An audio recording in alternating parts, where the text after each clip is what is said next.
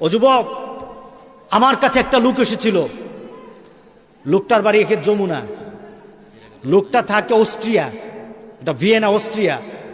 সেও আমার কাছে কথা বলার এক পর্যায়ে বলে, হুজুর আমার ইচ্ছা আমি দাড়ি রাখি, কিন্তু ওই দেশে দাড়ি রাখা একটু কষ্ট, রাস্তাঘাটে চলাফেরা একটু কষ্ট লাগে, একটু ভয় ভয় লাগে, কিন্তু আমার ইচ্ছা আমি দাড়ি রাখি। হুজুর এখন আমাকে কি বলবেন হুজুর এই ব্যাপারে? আমি তাকে বললাম, আপনি দাড়ি রাখবেন কে রাখবেন এটা আপনার ব্যক্তিগত বিষয়, তবে একটা কথা বলি, আপনার দাড়িটা আপনার বিষয়, কিন্তু আমি একটা যৌক্তিক কথা বলি আপনাকে। হুজুর বলেন, আচ্ছা আপনি কতদিন বাঁচবেন? কয়টা তো বলতে পারবো না হুজুর।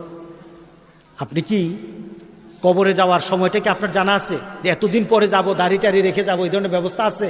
কি বলেন, আছে কিনা বলেন? আপনি যখন কবরে যাবেন